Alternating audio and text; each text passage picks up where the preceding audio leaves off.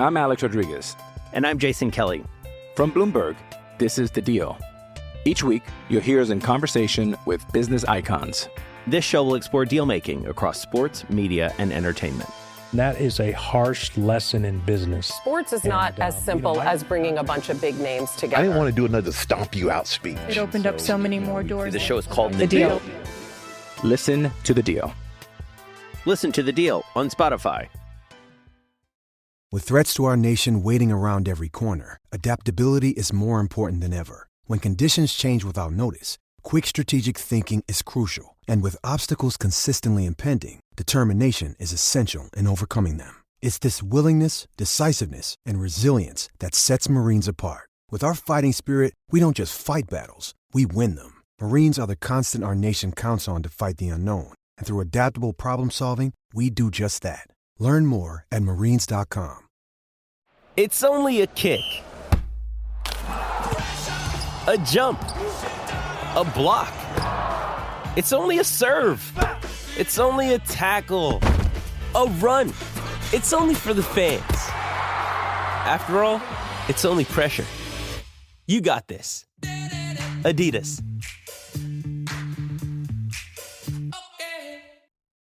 Why take one vacation with the family when you could take all of them?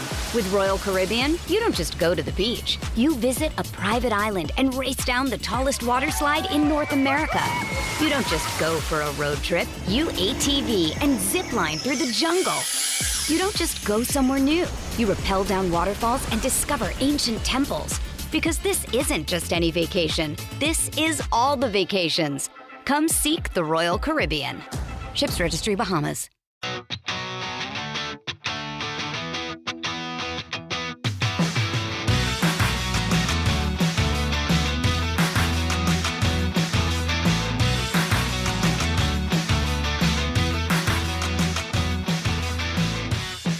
Welcome back, Ram fans. This is Rams Up, your favorite LA Rams podcast. We are proud members of the Fans First Sports Network. That's fansfirstsports.com. You can also follow us on YouTube. Our channel is at LA Rams Up. I'm your host, Mark. You'll hear from my co-host, Tom, on occasion as well. Hey, we're not Rams insiders. We're just longtime fans who love talking about our Los Angeles Rams. Let's get to it. Welcome to another edition of Rams Up Roundtable. I'm your host, Tom, at Ramsbeat on X, and joined by the whole crew tonight, my co-host on Rams Up podcast, Mark, Ian, and Paul. What's going on, everybody? Ready to go here. Good. Yep. Yeah, let's dive right Fantastic. in here. So we wanted to start off with some of these comments by Coach McVay at the coaches meeting, and just kind of Ian, why don't you talk about a couple of things that he hit on?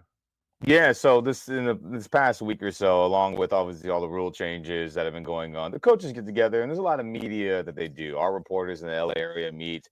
Sean does this tour with all the national radios, Sirius, all the other ESPN. We can go down the list. So after speculation by us and by the fan base about Steve Avila going from guard to center, now that we signed Jonah and Coleman has now moved on, McVay confirmed it. He's going to center. It's happening. And Sean said when he told Steve that's the plan, Steve was like, dude, I don't know as much as Coleman. And Sean said, that's all right. You don't have to this moment. We're going to get there. Incremental steps. That's what Sean said. We don't have to go from A to Z this moment. Let's go A, B, C, and so forth and so forth, And McVay's pretty excited about it. He's excited about how Steve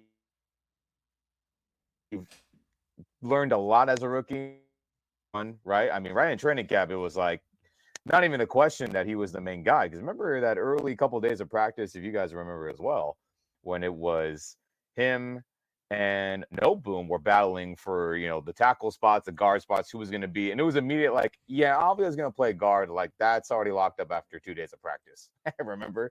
So with that, McVay is also confident in the athleticism he has for a big dude, right? Great balance, is able to take, his strength, power to not only just handling the D line, but getting to that second level of, defenses, linebackers, safeties, corners, whatever is necessary. And he thinks he's got a natural ability to play on any part of the interior line, but he's really excited about center. And I'm excited about it too, man. Shoot, you got a big son of a gun, a young, good rising player who has a Pro Bowl level talent, I believe so, to be able to, handle things going forward for the Rams for the foreseeable future. So, I mean, good to see Sean fully say, yes, that is the plan. And I'm happy about that. Yeah. I think we're all thrilled, with this offensive line as it's come together. We've talked about that in the past. So, Paul, what are your thoughts on another one of McVay's comments about how Aaron Donald during the season was kind of taking it all in, like he kind of knew it was going to be his last go round, his last season, and spending more time with the guys, kind of taking it in on the field and so forth. And he kind of noticed it and thought, oh boy, this might be it. So what's your take on that? Well, I mean, just like the way you brought it up, I had a big question mark over my head. So obviously we knew, if from any coach's perspective, when you realize like your best player is starting to, I don't know, lose interest or think about retirement, brings me back to this past season. I've been very vocal about the way that season was handled. We're still looking for a place kicker, right? So, but why even more reason of why I would bring up the question, why didn't you push the chips to the center of the table then? If you had a feeling it was his last go round, why wouldn't you have gone for it full speed ahead if it was going to be the last season with AD? So I don't know. So I think, that's something I don't think we'll ever get to really understand the answer to. I don't think we'll ever get all the full details of how the year unfolded. It was an odd year to begin with, culminating with, the offseason and AD's official retirement. But, when I first went over that and listened to everything and read everything, now I'm even more, perplexed about what happened and how that season played out. But I know, this also relates to that with the strong words that it's officially AD's not coming back, and it looks more like he's really committed to the off season. But I don't know. I'll throw this out to the Rams Up, to my boys in Rams Up. So if you're totally committed to the retirement, why do you put out a full length video with your wife talking about all the different things about your career and everything else? I don't know. So yeah, I'm with Marshall Falk. I'm gonna hold on for last hope. I hope so. Shoot. One other thing, it was interesting, was Tony Pastore's talking about contracts and how players in the league want shorter contracts. They want to, the cap is going up pretty steadily, pretty quickly with these new streaming TV deals and whatnot. And so, Mark, what are your thoughts on that? I mean, these guys are wanting kind of 2-3 year deals or outs after 2 years and so forth. What are your is that a good thing for the league? A bad thing for the league? Well, I haven't really given it much thought, and it's the first time I've heard this, but my initial reaction is there have been a lot of cases where I think the Rams have been kind of jumped the gun on longer contracts and renewing. Oh, heck yeah, Mark. Yeah, so in that regard, maybe it's a good thing. It's going to play in the Rams' favor and other teams as well. Shorter contracts. I'm surprised that players, I guess you're betting on yourself in that case. But I'm okay with that. That's my initial reaction. Is it could thwart Les Snead's, his typical MO of re-upping on some of these guys a little early. And we know who they all are. He's done that several times, and it's kind of backfired. Yeah. I mean, I feel like these longer contracts are, most of the time, their guarantees aren't beyond that anyway. So these guys are feeling like, if it's not guaranteed, why am I giving the team the option to, pay me at this other non-guaranteed rate when, it gives all the power to the team. So I think the agents are getting smarter and the players are getting smarter, and also just looking at the probably get more money in the short term, more guaranteed, with shorter contracts, more guaranteed money, and because the teams aren't taking the risk of the players being on the hook, so it's kind of probably a win-win. So, but this league is definitely exploding on the revenue side. These cap numbers are going to go through the roof. So NFL, I mean, if NFL wasn't king already, I mean, guys, they're talking about having a game on Christmas. What is Christmas this year, on a Wednesday or a Tuesday? It's Wednesday. They're going to have 2 games. They're not talking about it. They're doing it. You think the NBA is happy about that when they're already on the downward spiral with their numbers and all that? I mean, NFL's taking over, dude. Yeah, they're getting hopefully they're smart enough to. Hopefully they're smart enough to pair up teams that are coming off a bye. You can't play Sunday and come back Wednesday. That's just a really bad idea. Yeah, I think what they're going to do is, I think it is the Monday situation. So I think it's, they're doing something like that. I'm not sure it's going to be buys, but it might be something like that. They said it's similar. I think they're going to use the Monday thing because it's going to be similar to the teams coming off the Sunday and then playing Thursday. Oh, okay. So they're going to play, they'll be the last games of the prior week, and then they'll have to come back and play Sunday, perhaps. Yeah, something like that. So anyway, next topic.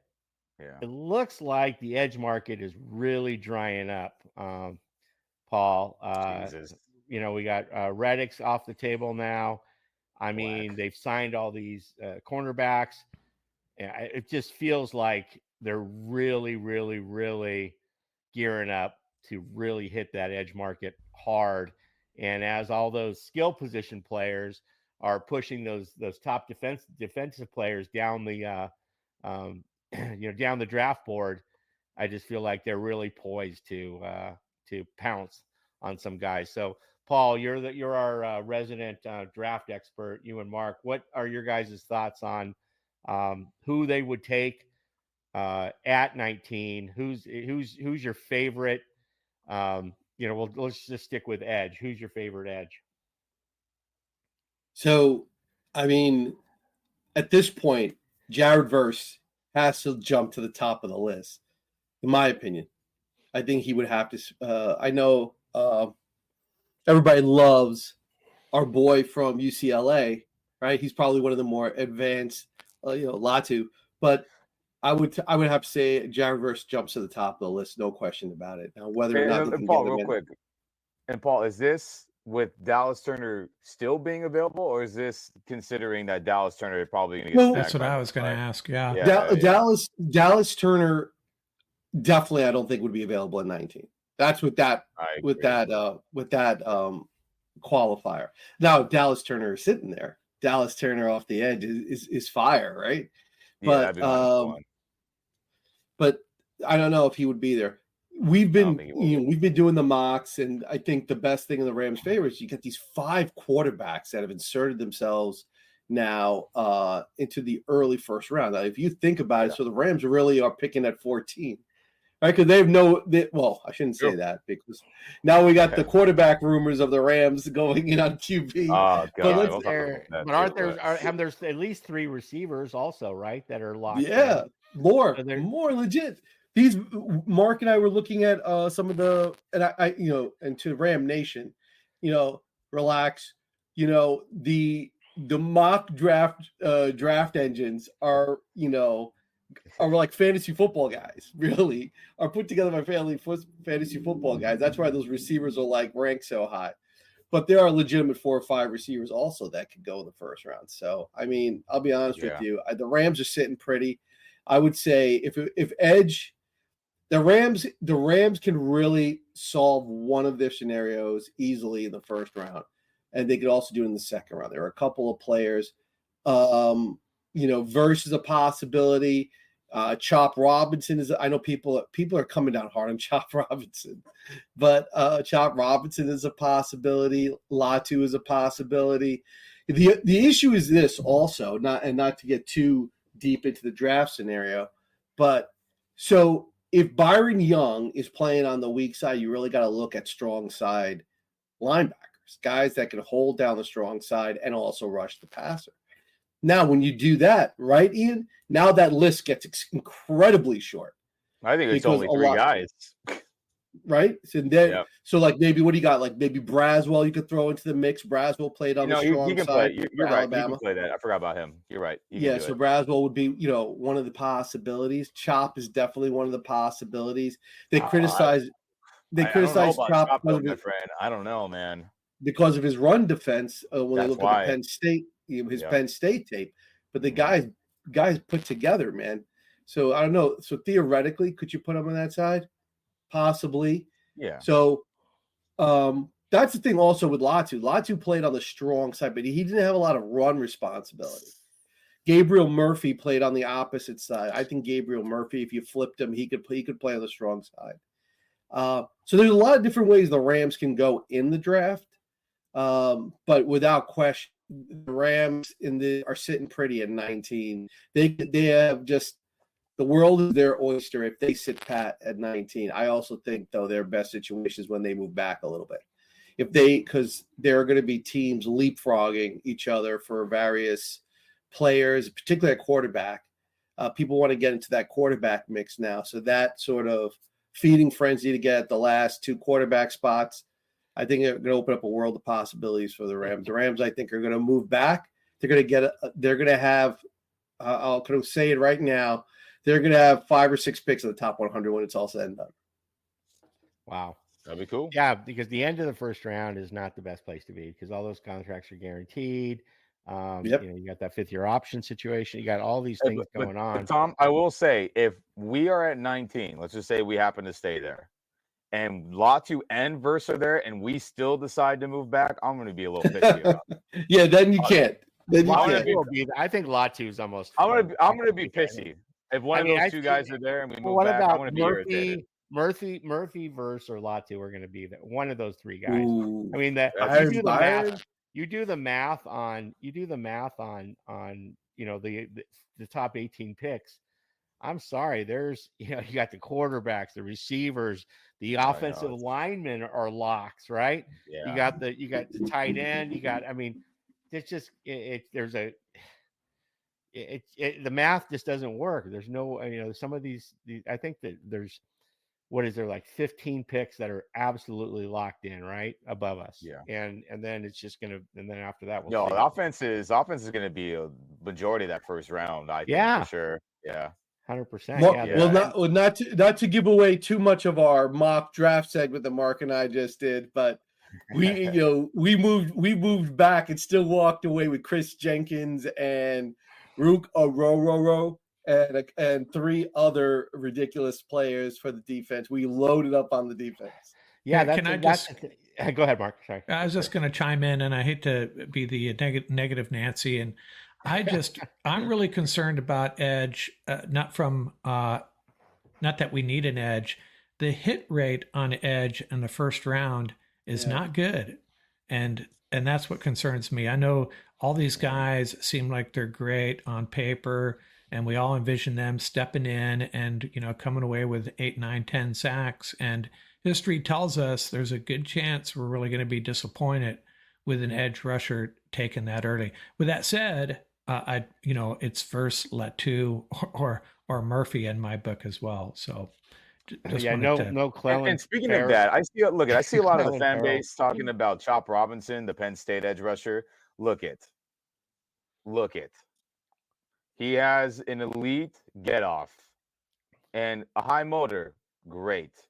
But for that to be the only thing that stands out on tape, can we stop seeing these mock drafts of us trading up for him or staying at 19? I've seen if he's there in the second round, I'm cool with that. But a first round pick, we need somebody that we know can play and has great responsibility immediately and can handle a lot of things. A la Verse from Florida State. Latu, who I think is the most well-rounded edge defender outside of Turner, who I think probably Raheem Morris in Atlanta is going to take. Let's be real, because we have similar tastes, our 2 organizations now. Obviously Murphy for the D tackle. So there's a lot of guys that are going to be around, and obviously we've talked about it. It's rumor BS season, right? I mean, gosh, they have quarterbacks going into all these mocks, all these professionals, right, gentlemen? We got Penix, we have Nix at 19, and it's like, hey, can we just be smart, please, Tony, Sean, let's go best player available on defense if we do stay at 19. If you want to trade up and get somebody like a Turner, cool. If you want to trade back and maybe Murphy and you go chop in the second, okay. But for God's sakes, let's just cool it on the quarterbacks. We still got the gunslinger, number 9. Everyone relax. I think in all of our mock drafts, Paul, correct me if I'm wrong, I think is the only quarterback we've taken Jaden Daniels, not Jaden Daniels, the Florida State Travis. kid. Yeah. Travis in like the Late 5th or 6th round. Right. Yeah. So we're with you, Ian. Yeah. Yeah. One of the trade scenarios, I think, which is which we're going to play out in mock draft 10. Ram Nation, keep an eye out for that, right? The next time Mark and I get together is, I think, Dallas, that the trade back with Dallas. We trade back with Dallas. Dallas jumps over us to get whichever player that they're enamored with. We sit back and then take the player. I think it's at 24, and then get the player that we want. So, and then move back in that scenario, but also then get another pick in the second round.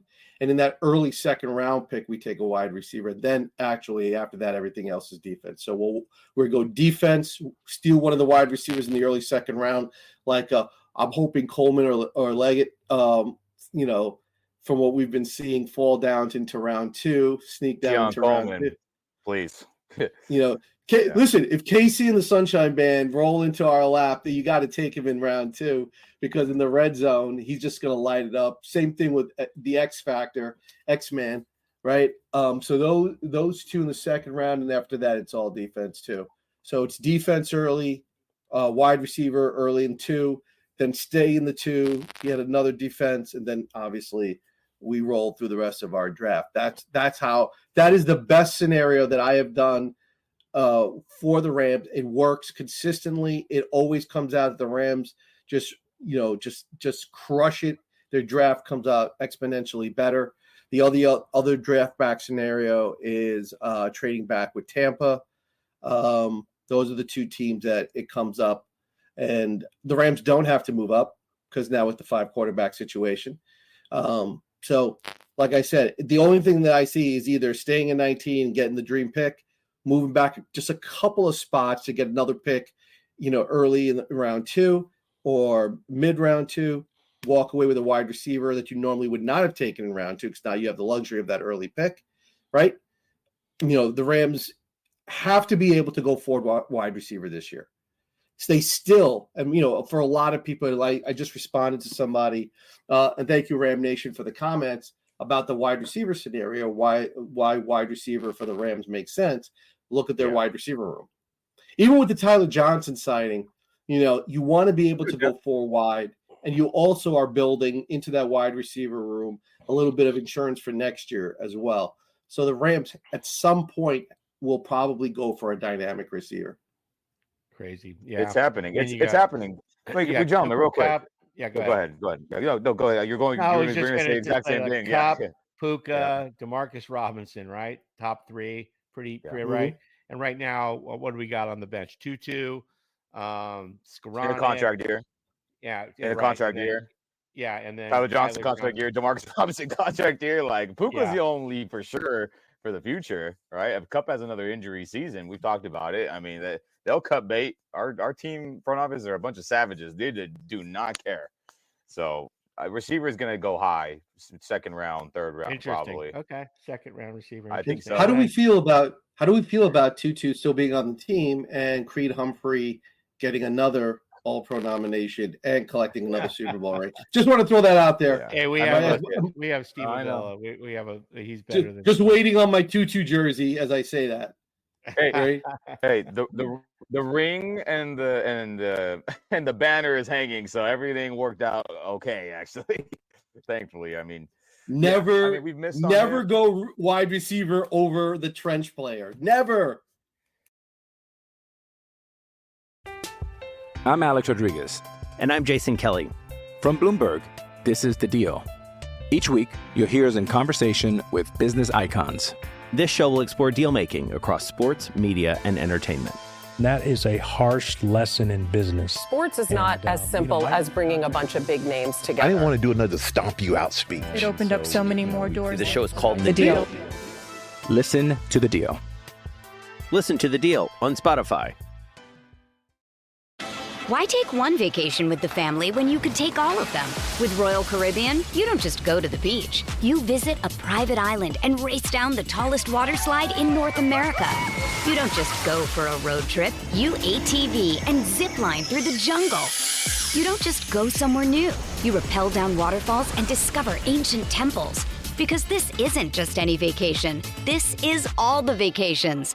Come seek the Royal Caribbean. Ships Registry, Bahamas. So we're talking about our draft picks. In none of the last 10 minutes when we're talking about the draft, did anyone mention the Rams drafting a quarterback with their first pick? Yet a lot of media has Penix penciled into the Rams. Oh, they got to replace Stafford, get their quarterback of the future. This will be their best chance, and they're going to be good for the next several years. Not going to have a high draft pick. This is the most stacked, quarterback draft class, and probably for the next 10 years. So the Rams are going to, is it even a possibility, Mark? Do the Rams think about it if Penix is still there at 19? I would certainly hope not. I just don't see that happening. They got Stafford, Jimmy G, Stetson Bennett potentially in camp. They are primed to make a Super Bowl run, and Penix does not help in that regard. Paul and I talked about this the other night. It doesn't make sense at all. They need to plug a couple remaining holes on this roster, and they will be a serious Super Bowl contender. They have a little work to do, but a rookie quarterback's not part of that equation in my mind. Yeah, and there's obviously the risk there. He's the first round. You locked him in. The Rams, I think they like their strategy with quarterbacks. It's at this point, they're like, that Stafford thing worked out pretty good. We'll go dump a couple of first round picks for a top 7 quarterback that somebody's willing to unload. And, I don't know who we throw in next time. Last time it was Goff. I guess this time it'll be Stetson or somebody. So we'll see. Anyway, okay. Yeah, I think I agree. We can mark that off the list. I'd be highly disappointed if that were the case. The only thing I can think, though, is if they did it, if they do it, okay, you guys, then just sit tight, because they're going to be trading him to somebody else for more picks. They could take him for some trade bait, because that guy would be worth a lot to a lot. And look, I like Penix. I think he's the third best quarterback. I don't know where you guys see him in the realm. His workout was phenomenal. His workout was phenomenal. I think he's phenomenal. I think he's the third best. I think it's him. I think him. Caleb Williams, SC. I think he's number 1, clearly. I think number 2 is Jaden Daniels, who I think is really damn good. And if Washington totally underrated. If Washington passes him up for a McCarthy or a Drake May, they're just stupid, straight up. But stupid teams do stupid things, duh, right? And truthfully, I don't want this to happen. But if he gets past Seattle, Michael Penix, I'll be shocked. Sincerely. Yeah, that is a marketing dream, is it not, Ian? That is a marketing dream for Seattle. I don't know how. Look at Geno; he's not going to be their guy next season. Come on, man! A new coach, a defensive regime. Geno's not going to make enough plays, I don't feel, for him to be like, hey, let's keep this partnership going as us coach and quarterback combo, right? That's not happening. Let's just be real about that situation. I'm not even trying to be a Seattle hater; just be objective about it. Penix, Washington. National championship level quarterback, freaking clearly his tape is better than all the other quarterbacks that are up in the air. May, McCarthy, Bo Nix. If it gets past that, he made us interview terribly. So I'll be shocked if he gets past the Seahawks when their first round pick arrives. And we draft him, I'm going to be pretty irritated. Well, I'd be like, hey, we have a talented guy, but it's like, it will be exactly like the scenario of Rodgers and Jordan Love, where it was like, hey, we have a pretty good team. Why are we not using that resource, like to your point, Mark, to try to win a damn championship? So that'll be irritating. That means the Stafford window is in a 2-year max, right? Like in 2 years, it'll be over. That's what that would mean too, by the way. And Yeah, Nah, we'll see. And Ian, that was exactly my point when we had discussed it on our mock draft. That for that to work, you have two scenarios. One is that you're going all in and you're going to roll with your rookie quarterback, take advantage of the full span of that rookie contract, right? Yeah. The only option B is that you're saying, okay, we're all in it for this year to take full advantage of this rookie contract. The kid has to play next year. Otherwise, you only got like a 2-year window for this quarterback that you drafted. Holding the clipboard for 2 years is not a bad thing at all, but I don't think that's a luxury a lot of NFL teams take advantage of. So the only one is that he holds the clipboard for a year, learns, gets to watch the best do his thing, which is staff. My whole thing is, and you could put those quarterback, mock, I like to call it quarterback mockery, to rest. Is that did you watch the Gunslinger play last year? Did you watch Optimus 9 play last year? Yeah. That dude's not done. That dude is not done. You have three. Well, take a look about contract viability, but I think you got 3 shots with Matthews still. I think Optimus 9 has 3 good years left in the tank. I'm talking like good years, like throwing up ridiculous numbers, ridiculous quarterback rating, able to sustain and absorb a lot of the abuse he's going to have to take. I think you got 3 legitimate shots at it with this. And the Rams, that's the way they got to look at it. We got 3 years to maximize, walk away with that 3 years with at least one more golden ring, and that's the way they really have to approach it that way. Yeah. Yep. Well, okay. I want to go on the record here. I want everybody to go on the record here right now on your top in order, your how you're rating these quarterbacks. Let's go 6 or 7. We'll go 7. We got Williams, May. We got Daniels. We got McCarthy. We got Penix, and we got we'll go Bo Nix, and let's throw in Spencer Rattler. Okay, so we got 7 guys. Go ahead. Who you mark? You're gonna do that to Rattler? You're gonna do that to Rattler? Yeah, I want to do it to Rattler. I threw him in because I got him above one or two of these other guys. Okay. So Mark, you got an order? Well, I'm probably the least qualified here for this. I'm going to steal everyone's thunder. You guys have all biased me, but it would be Caleb Williams would be number 1. I'm tempted to slip him behind Jaden Daniels, but that's just people are just trying to outsmart the room when they do that. Caleb Williams, Jaden Daniels. I was going to say Drake May and then Penix, but I don't want to make Ian angry. So I'll flip those. And then, JJ McCarthy, I don't know, man. I'd put Bo Nix ahead of JJ McCarthy. And I don't, have a lot of data or observations to throw behind that. Something about JJ McCarthy just sets me wrong. And I can't quite put my finger on it. Spencer Rattler would be at the bottom. I haven't really watched Drake May. I know that he's a real sturdy, physical quarterback, I think, a guy that can really hold up. The thing that worries me about Penix is 2 things, and this is probably being unfair to him. One, is he 26 years old? Is he that old? I think he is. No, he can't be that old.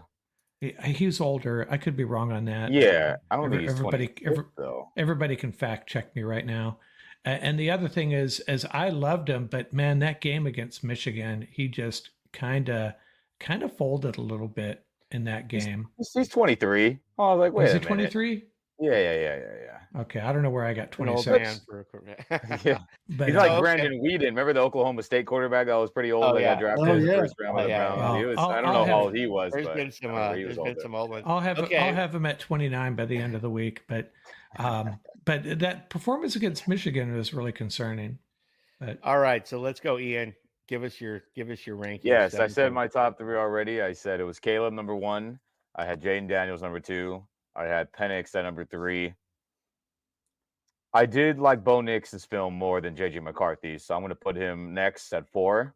I thought he threw from the pocket really well when he was under pressure, which, right? How do you throw in the pocket when chaos is arriving to you consistently. That's the world of the NFL, right? Throwing under duress, handling pressure, making throws when you're going to get whacked or get slapped around. And I thought Bo Nix did that a lot, actually, at Oregon. I know the spread offense, yada, yada, yada, but he's got a good arm, and he did that a lot, so I'll put him fourth.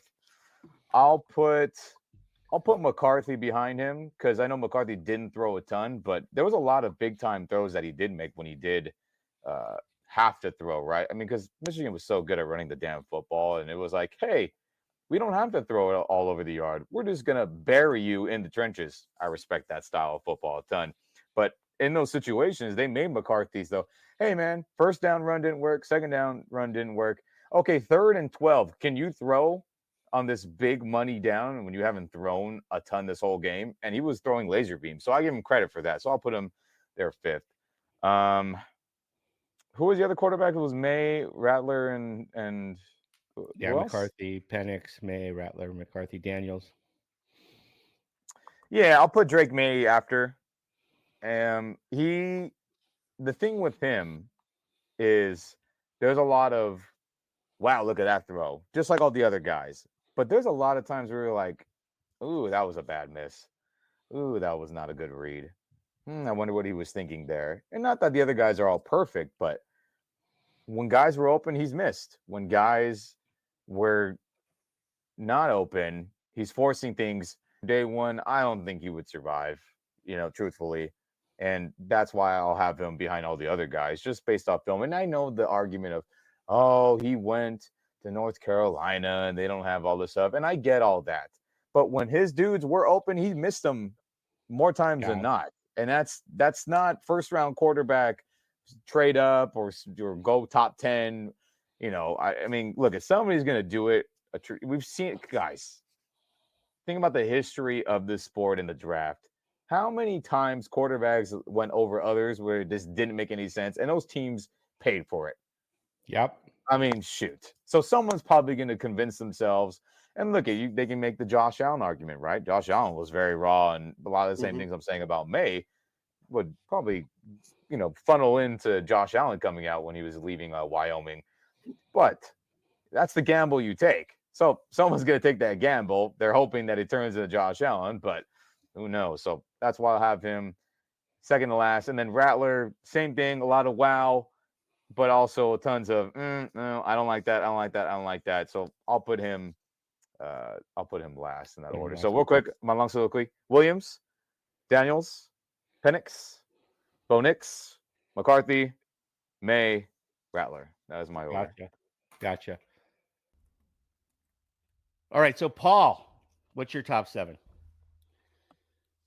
So I think number 1, definitely the kid from USC, Caleb. I think he's number 1. My guy though is Jaden Daniels. I love that kid. I think Caleb Williams is a star. There's no question about it. I like his mental makeup. I like that, I know some people are not going to, I talked about it on our last roundtable about him, being a little bit more self-directed in terms of how he's going to work out, where he's going to work out. I think that's a good thing. That might scare away a couple of teams, but that's okay. I still think he's top of the list. But if I'm a team out there, I'm going after Jaden Daniels. To me, Jaden Daniels, that kid showed me a lot. Kid knows how to throw the ball. He has made all the throws. I was just talking to Mark and Ian about some of the different types of throws. And in the NFL, really, the scouts are really looking at those intermediate throws when you look at your route tree, and those intermediate throws, when you watch them all season long, look at Neighbors and the fact that we're talking about BTJ. It's because Daniels was able to get them the ball, So, and he's also has that dynamic capacity to run with the ball, to extend plays. So everything about, and he's just a great leader. I just love his personality. I love his pocket presence. I love his sideline presence. So I think Jaden Daniels is the way to go. And having said that, listen, this left-handed howitzer that, Michael Penix Pro Day, man, he shut up a lot of people that said he could not throw and he wasn't healthy. The only knock against that kid, listen, and they are right. He's had a lot of injuries, but the kid also plays all out. He's full tilt. So you put that into the mix. I don't know if that's necessarily a negative. He made at his pro day, I mean, he looked phenomenal. It looks like he's been working on his release point, which also was a major criticism in coming into the season. His arm looked much, much better. He had that really nice follow through. He was making all the throws. He was proving that he could repeat those throws over and over again. He has shown what he can do at the University of Washington. Look, he had 3 receivers that he made a lot of money for, right?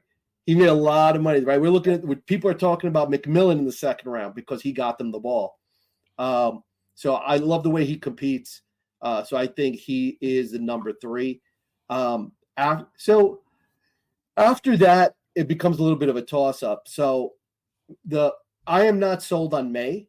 However, to really do this ranking justice, it's more about if we did the ranking, right? Ian and I have talked about this, is if you rank the players based on who they were drafted by, right? If you did these rankings as who has the best chance of success now after the draft, like what team they wound up on, that would probably be more accurate because we've been talking about it for 2 roundtables that you're going to wind up on a team and they are just going to what?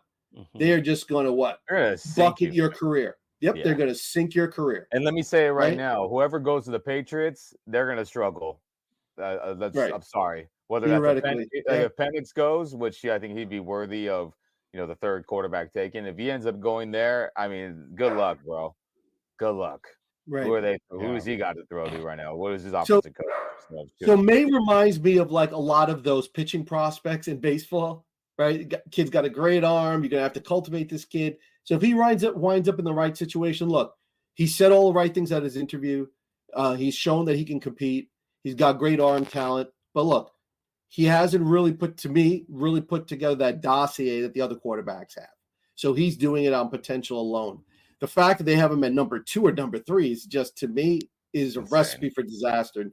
Yeah. No way. He has not put together that compilation of success that you can elevate him to that level. I think a lot of these teams are desperate. They see what they need to see. They're like close enough. And then they create this whole, whatever you want to call it, image of what they want, which puts him in a tough position.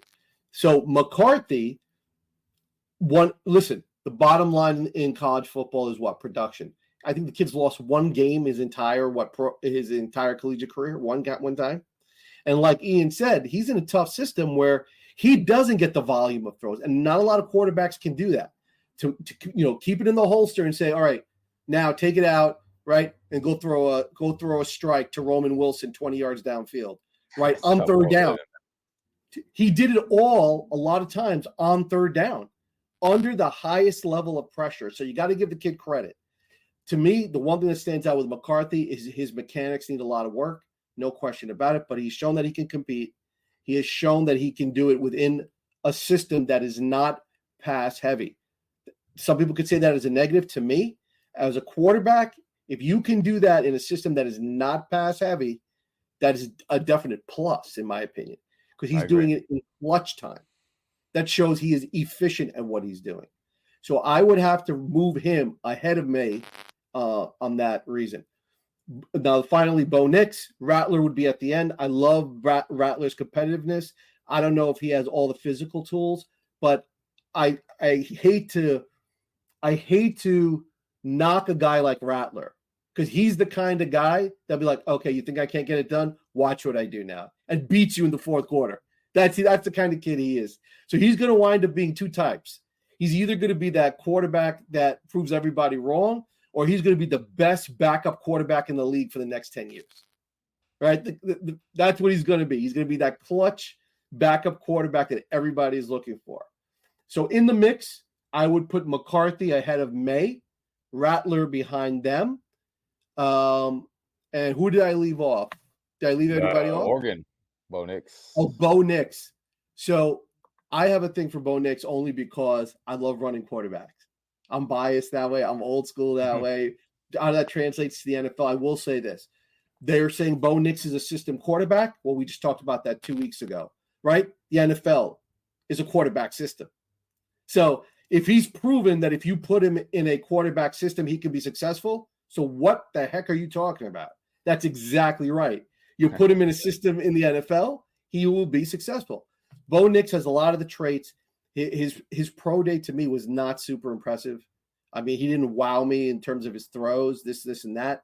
But in the right system, will he be efficient and proficient quarterback? Yeah, he will be. So if you're a team looking for a guy, you have confidence in your quarterback coach, you have confidence in your receivers, you feel like you have a strong enough base team, and you want a guy to come in, maybe, see if you're going to get some early success, Bo Nix is your guy. But he definitely is a quarterback that needs to be in a certain system to be successful. But I think those top three players are in a league by themselves.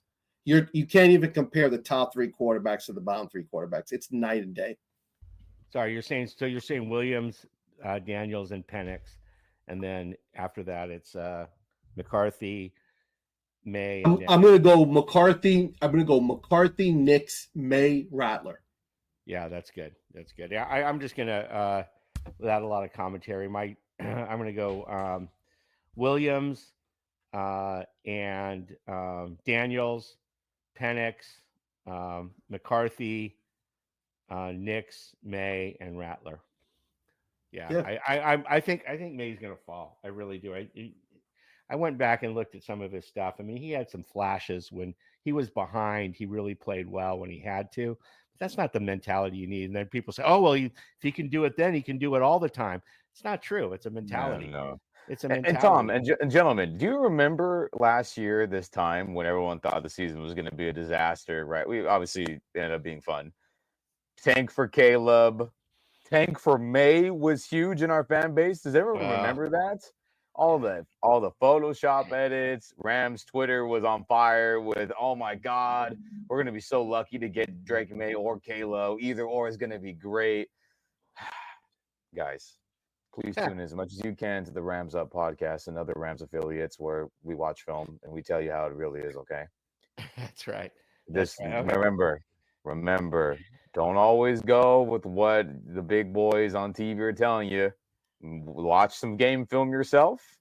Maybe listen to us a little bit too if you'd like a different opinion. But you always got to watch it and see it for yourself, the whole complete package.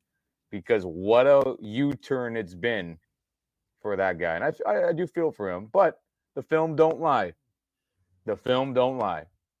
And based on our rankings, that's how it is. Sure. Or listen to 2 games of Troy Aikman when he's broadcasting and talks about great quarterbacks, and he talks about 2 things every time: accuracy. He always puts accuracy number 1, right? Fun, man. And he said toughness in the pocket, the ability to stay in the pocket, to focus. The NFL is all about multitasking, and why those wide receivers fail is it's one thing to run a straight line and catch the ball. It's another thing to have to do 3 or 4 things. The NFL is about multitasking, and there's no greater position where you have to multitask than a quarterback. And that's what happens. When those skills are in isolation, of course, these quarterbacks look great. But the film, like Ian said, the film does not lie. When you have to do it, right, under duress, and you have to process all that information. First of all, that throw, you can't think about that throw. You got to make that throw. It's got to be natural, right? Yeah. That slingshot has to be ready to go. So I stick with Aikman because Aikman is the man. If he's saying accuracy and pocket presence is what makes a quarterback, then evaluate every one of these quarterbacks in those 2 things. And I think the rankings that we all threw out, which were fairly consistent, I think it holds up. I think I'd add on to that also in this day and age, it's anticipation. And these guys are, because you're throwing guys open, whereas as we all know in college, you're throwing to a guy that's already open. In this NFL, you're throwing guys open. And then this back shoulder stuff in the NFL is so prevalent. It's so prevalent now. And just to be able to see, for quarterbacks to be able to read where the defender is versus his receiver and to play that back shoulder, it's a killer when that cornerback has his back to the quarterback and he's all over the guy. And next thing you know, the guy turns and it's behind the cornerback. He's like, "Well, bro, I just had a blanket over this guy." So, and also conversely, that's a big deal for cornerback, for when you're looking at cornerbacks too. How does he play? Can he find the ball when his back's to the quarterback? That's a big deal. And because if you can't, you're going to get exposed in this league very quickly. So anyway, good stuff. And speaking of that, while that's because this has been something I've talked to a lot of our own fan base, and I'm curious to get your guys' opinion. Now we're speaking about corners. There's been a lot of people in the professional mock draft world as well, outside of us taking quarterbacks and edge, that people have us taking Cooper DeJean and pick 19 as well. Now, let me say this. Was another hot topic guy about, hey, a need for the Rams. Oh my God, he's the white boy corner that, he's the second coming of, who was that one Giants guy before he tore his knee? I'm blanking on his name at the moment. Jason Sehorn? Yeah, Sehorn. He was a good player, other than, when the knee injury happened. It sucks for him. But, I don't think he's a corner in the NFL. I think he's a safety. Safety, right? If we got him to play safety in tandem with Cameron Curl, I like that a ton. But in the corner, I just don't see it. I don't think he's on the level of the Toledo corner, Wiggins, the Clemson corner, even some of the other guys. I'm trying to just remember names right now. Well, if we get closer to the draft, everybody, we will have these all figured out for you, who we should take rounds 1, 2, and 3.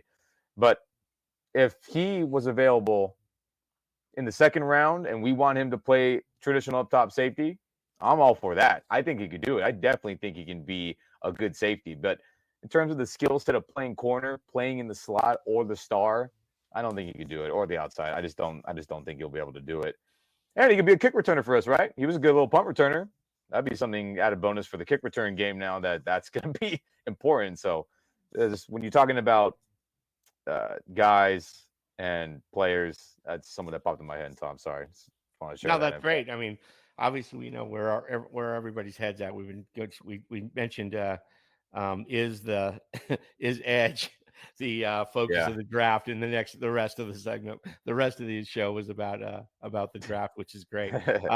So we'll end on this. So it turns out that Mark's wife pointed out that Ricky Prohl's son, Blake Prohl, is in the top 24 or something, like the final 24 of American Idol. And so my question to you guys is, if you could, who do you think on the Rams roster, like of the guys that we know, who do you think would kill it at American Idol? Like, who would you want to see up there? Oh, we know the answer to that. Just letting it loose. But no, I'm going to let everybody have a choice. I'm going to let everybody have a say. So it's going to, you guys, we're not prepped for this question. I wanted to drop it on you. And so, Mark, okay, so you seem to have an answer off the top of your head. Well, I mean, we've all heard Kobe Turner. Didn't he? The conductor. Yeah. Well, he sung the national anthem at the Kings game, and right? a couple of other songs. He's ready. Yeah, I love his. He's even singing a song when he and for the record, my wife was watching American Idol, and she had no clue about the name Prohl and its importance in the Rams' history. She just happened to point out, oh, this guy's a football player. And I connected the dots pretty quickly. I can imagine. How many people have that name? Yeah, sure. All right. So, Ian, anybody else you can think of? I mean, Kobe Turner's the obvious answer because he's a musician. But who else do you think on the Rams team could sing? Oh, geez. I mean, gosh, I know Kobe was such the. I mean, it's got. We'll stick with the D line. I've heard Michael Hoyt sing some tunes on some Rams videos for fun, like in the locker room and stuff.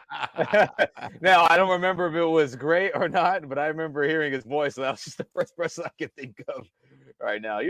Players always doing a little like end of practice, little fun, stupid videos in the locker room. BS. Right.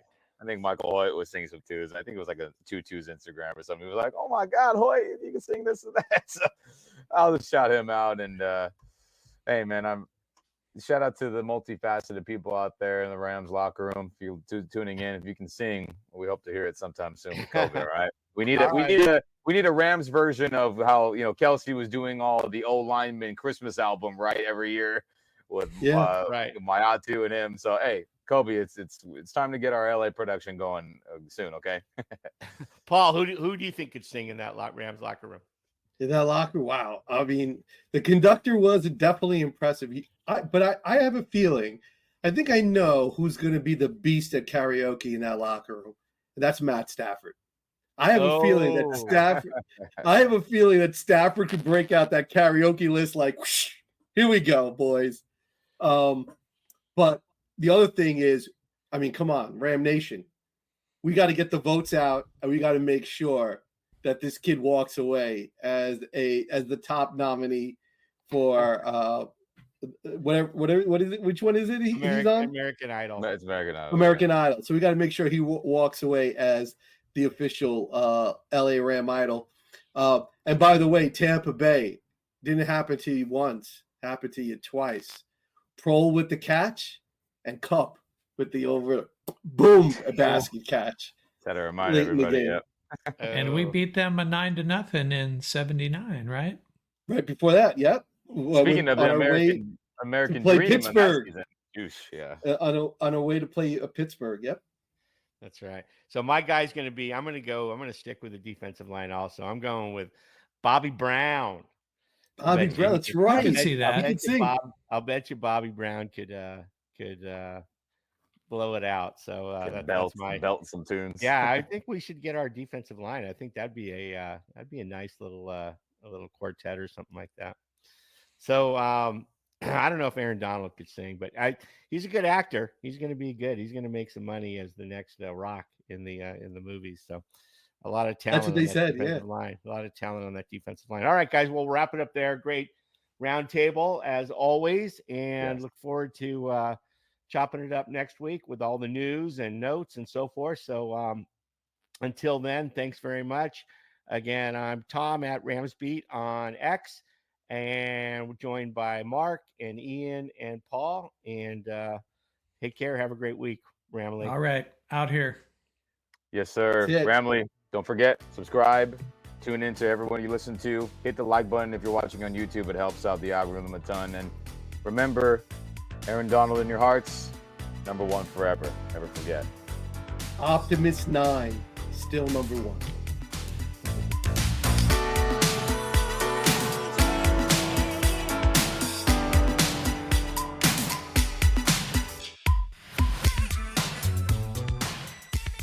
That's going to do it for this episode.